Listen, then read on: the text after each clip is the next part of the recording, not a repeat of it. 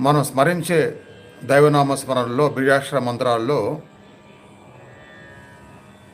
ఆ అనే శబ్దం, ఆ అనే శబ్దం, అకార శబ్దం తప్పనిసరిగా ఉంటుంది, మిళితమై ఉంటుంది. ఆ మిళితమై ఉంటుంది కాబట్టి అక్షరాలలో ఆకారాన్ని నేనే అని శ్రీకృష్ణ పరమాత్మ భగవద్గీతలో చెప్పారు శ్లోకాల్లో. ఓంకారాన్ని, ఓంకార శబ్దం నేనని చెప్పారు. అలానే అక్షరాల్లో ఆ అనే ఆకారాన్ని కూడా నేనేని చెప్పారు.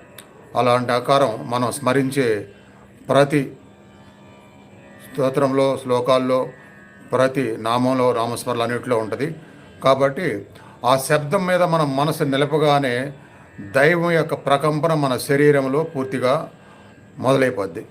ఆ ప్రకంపన పట్టించుకోకుండా శబ్దంలో, నామంలో, శరీరంలో మనసు లయం చేయకుండా ఉన్న వాళ్ళకి అది తెలియదు మనసు ఎక్కడ ఉంటే. కాబట్టి మనసుకున్న ప్రాధాన్యతని అనేక మార్లు మనం చెప్పుకుంటున్నాం.